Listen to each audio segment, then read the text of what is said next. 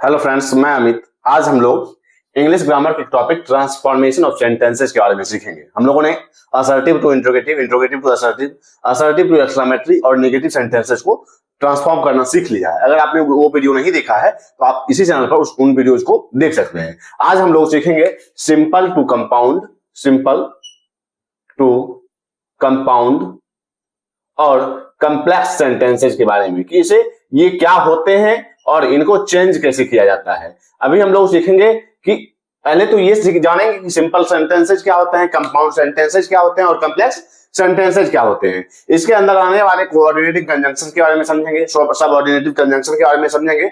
लेकिन अगर आपने कंजंक्शन के बारे में नहीं सीखा है, नहीं जाना है, नहीं देखा है आपने, तो आप इसी चैनल पर उस वीडियो को देख सकते हैं। इसके आगे हम लोग देखेंगे कि क्लॉज, इसी में आने वाले, इसी के अंतर्गत आने वाले क्लॉज के बारे में सीखेंगे कि इंडिपेंडेंट क्लॉज क्या होते हैं, डिपेंडेंट क्लॉज क्या होते हैं, मींस मेन क्लॉज क्या होते हैं और सबऑर्डिनेट क्लॉज क्या होते हैं। तो ये सारी चीजें अगर आपने क्लॉज के बारे में नहीं पढ़ा है तो अलग से सेपरेट वीडियो भी इस चैनल पर डाला गया है, वो देख सकते हैं। लेकिन अभी हम लोग एक एक करके वो सारी चीजें समझते हुए उसके बाद ट्रांसफॉर्मेशन की ओर बढ़ेंगे। जिन्हें पता है कि सिंपल सेंटेंस क्या होता है, कंपाउंड सेंटेंस क्या होते हैं, कम्प्लेक्स सेंटेंस क्या होते हैं, या इसके अंदर आने वाले क्लॉज के बारे में पता है, या इसके अंदर आने वाले कंजंक्शन के बारे में पता है, तो वो आप इसे स्किप कर सकते हैं। इससे आगे ट्रांसफॉर्मेशन बताया जाएगा, वो आप देख सकते हैं। सिंपल सेंटेंस, सबसे पहले हम लोग चलते हैं सिंपल सेंटेंस के बारे में। Simple sentence, it has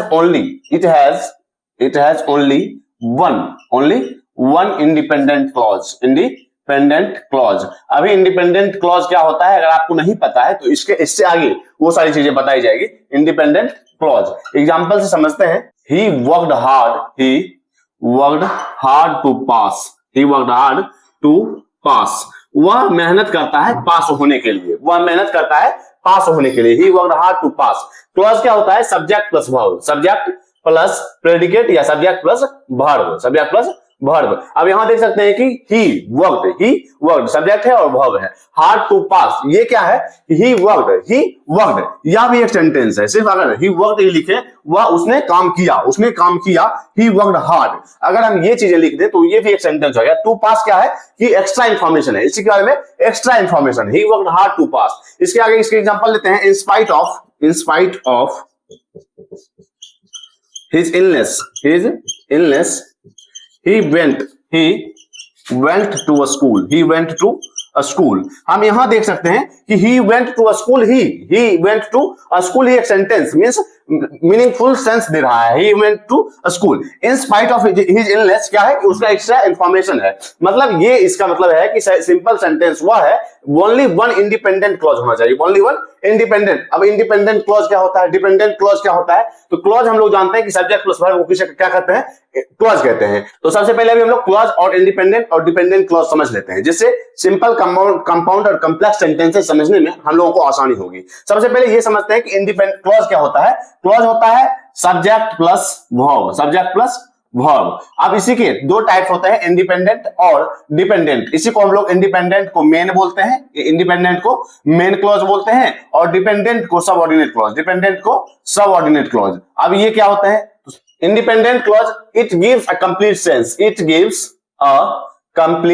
sense and it can stand alone, complete sense and it can stand alone। जैसे he went to a school, I like coffee। तो ये देख रहे हैं, ये अपने आप में कंप्लीट सेंस दे रहा है। मैं कॉफी पसंद करता हूं, वह स्कूल गया, तो कंप्लीट सेंस दे। और अलोन स्टैंड मींस अकेला भी रह सके, अकेला भी, उसे किसी और की जरूरत ना हो, किसी और वर्ड्स की, किसी और फ्रेजेस की जरूरत ना हो, तो वो क्या होता है कि इंडिपेंडेंट क्लॉज होता है, मेन क्लॉज होता है। लेकिन यही अगर हम लोग डिपेंडेंट क्लॉज की ओर चलेंगे तो वह निर्भर करता है हमेशा और हमेशा इंडिपेंडेंट क्लॉज पे, वह डिपेंड करता है हमेशा और हमेशा इंडिपेंडेंट क्लॉज पे। जैसे बिकॉज आई वॉज टायर्ड, क्योंकि मैं थका हुआ था, ये कंप्लीट सेंस नहीं दे रहा है। I didn't go out because I was tired. तो बिकॉज आई वॉज टायर्ड अकेले में कंप्लीट सेंस नहीं दे रहा है, या आई डिडंट गो आउट पर डिपेंड कर रहा है, इसीलिए हम लोग इसे डिपेंडेंट क्लॉज या सबऑर्डिनेट क्लॉज कहते हैं। डिपेंडेंट क्लॉज को ही हम लोग सबऑर्डिनेट क्लॉज कहते हैं। तो because I was tired complete sense नहीं दे रहा है, क्योंकि मैं थका हुआ था, तो मैंने क्या किया? आई डिडंट गो आउट, मैं बाहर नहीं गया क्योंकि मैं थका हुआ था, तो आई डिडंट गो आउट पर यह डिपेंडेंट है, इसीलिए हम लोग इसे डिपेंडेंट क्लॉज कहते हैं। अब हम लोग सिंपल सेंटेंस में अब हम लोग ये समझ सकते हैं कि इंडिपेंडेंट क्लॉज किसे कहते हैं। अब इसके आगे हम लोग कंपाउंड सेंटेंस पे चलते हैं, जिसमें हम लोग अभी समझेंगे कोऑर्डिनेटिंग कंजंक्शन। फैन वॉइस, अगर आपने कोऑर्डिनेटिंग कंजंक्शन या सब ऑर्डिनेटिंग कंजंक्शन के बारे में नहीं जानते हैं तो कंजंक्शन का सेपरेट वीडियो इसी चैनल पर डाला गया है, वो देख सकते हैं। अभी हम लोग ये वो सारी चीजें यहां भी समझेंगे। कंपाउंड सेंटेंस क्या होता है कि इट हैज टू और more independent clause joined bye, जुड़ा रहता है। इंडिपेंडेंट क्लॉज, इसके पास दो या दो से अधिक इंडिपेंडेंट क्लॉजेज होते हैं जो जुड़ा होता है ज्वाइंड बाय कोऑर्डिनेटिंग कंजंक्शन। अब ये कोऑर्डिनेटिंग कंजंक्शन होते क्या है, अगर आपको वो नहीं पता है तभी देख सकते हैं। और इसके बारे में डिटेल्ड वीडियो कोऑर्डिनेटिंग कंजंक्शन क्या होते हैं या सबऑर्डिनेट क्लॉज क्या होते हैं, सबऑर्डिनेट क्लॉज में नाउन क्लॉज, एडवर्ब क्लॉज, ये सारी चीजें आप देख सकते हैं, उसका एक सेपरेट वीडियो डाला गया है। अभी हम लोग ट्रांसफॉर्मेशन सीख रहे हैं, जिसमें हम लोग जो जरूरी चीजें हैं, जैसे इंडिपेंडेंट क्लॉज आ रहा है सेंटेंस में, तो वो चीजें हम लोग देख रहे हैं कि इंडिपेंडेंट क्लॉज क्या होता है। अब इसमें देख रहे हैं कि कोऑर्डिनेटिंग कंजंक्शन आ रहा है, तो कोऑर्डिनेटिंग कंजंक्शन के बारे में देख लेते हैं। तो कोऑर्डिनेटिंग कंजंक्शन को याद करने के लिए हम लोगों ने याद किया था फैन वॉइस, FANBOYS,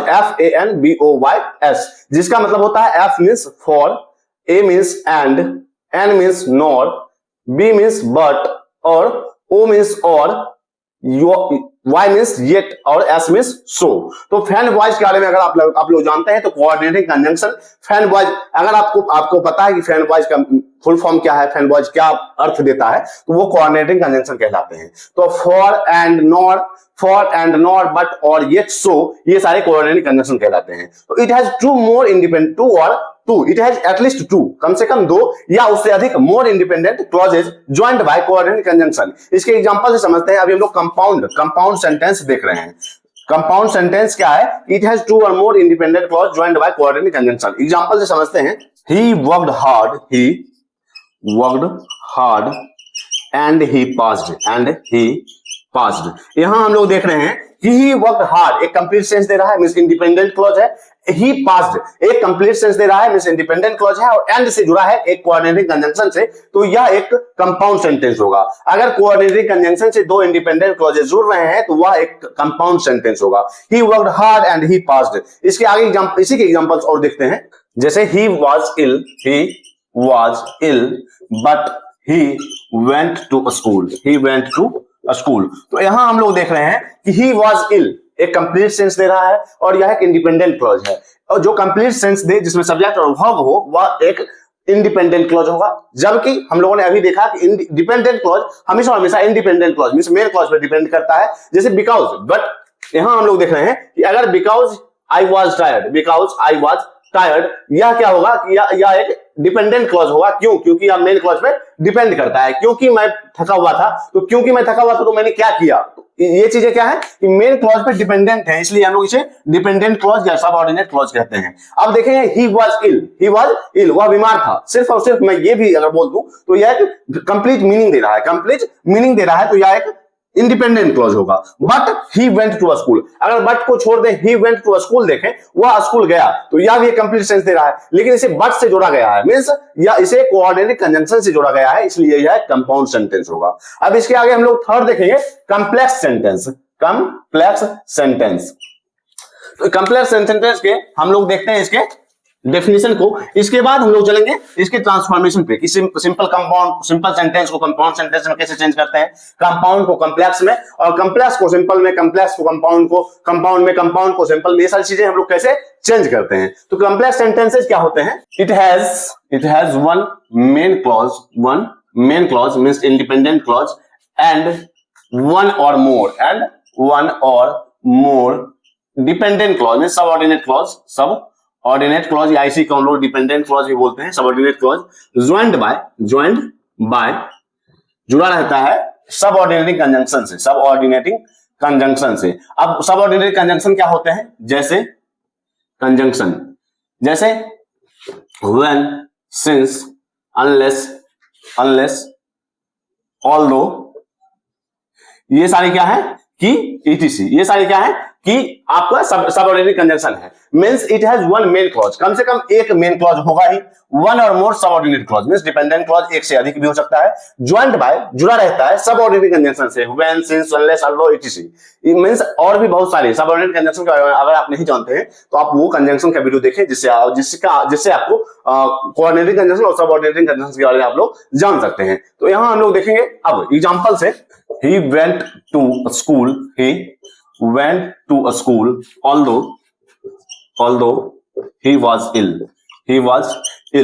यहां देख रहे हैं हम लोग कि अगर although he was ill देखें तो यह क्या होगा, एक डिपेंडेंट क्लॉज होगा, यद्यपि वह बीमार था, अगर इसे हम लोग देखें तो यह क्या होगा, डिपेंडेंट क्लॉज होगा। तो at least one or more subordinate clause means at least एक से अधिक या एक से अधिक सबऑर्डिनेट क्लॉज होना चाहिए। he went to a school एक मेन क्लॉज है और इससे जुड़ रहा है एक सबऑर्डिनेट क्लॉज से। ऑल्दो क्या है, एक सबऑर्डिनेटिंग कंजंक्शन है, ऑल्दो क्या है, एक सबऑर्डिनेटिंग कंजंक्शन है। Although he was ill he went to a school although he was ill, वह स्कूल गया यद्यपि वह बीमार था। तो यहाँ although, unless, when, since ये सारी चीजें क्या है, सबऑर्डिनेट कंजंक्शन है और सबऑर्डिनेट कंजंक्शन से अगर एक मेन क्लॉज और एक या एक से अधिक सबऑर्डिनेट क्लॉज जुड़ रहा हो तो वहां हम लोग देखेंगे कि वो एक कॉम्प्लेक्स सेंटेंस होगा। अब हम लोग इसके ट्रांसफॉर्मेशन को सीखेंगे कि हम लोग ट्रांसफॉर्म कैसे कर सकते हैं, simple to compound, compound to complex, complex to simple, simple to compound to simple, ये सारी चीजें। तो ट्रांसफॉर्म करने के लिए हम लोग इधर देखेंगे सिंपल सेंटेंसेस को, इसी को हम लोग कंपाउंड सेंटेंस में चेंज करेंगे, कंपाउंड, और इसी को हम लोग कॉम्प्लेक्स सेंटेंसेस में चेंज करेंगे। अब एक ही सेंटेंस को सिंपल, सबसे पहले हम लोग सिंपल सेंटेंस लिखते हैं, उसके बाद कंपाउंड सेंटेंस उसी का चेंज करेंगे और उसी को हम लोग चेंज करेंगे कॉम्प्लेक्स सेंटेंसेस में। हूबहू इसी तरह हम लोग कॉम्प्लेक्स से कंपाउंड चेंज कर सकते हैं और कंपाउंड से सिंपल चेंज कर सकते हैं या कॉम्प्लेक्स से सिंपल चेंज कर सकते हैं। जैसे ही वर्कड हार्ड टू पास, उसने मेहनत किया सफल होने के लिए।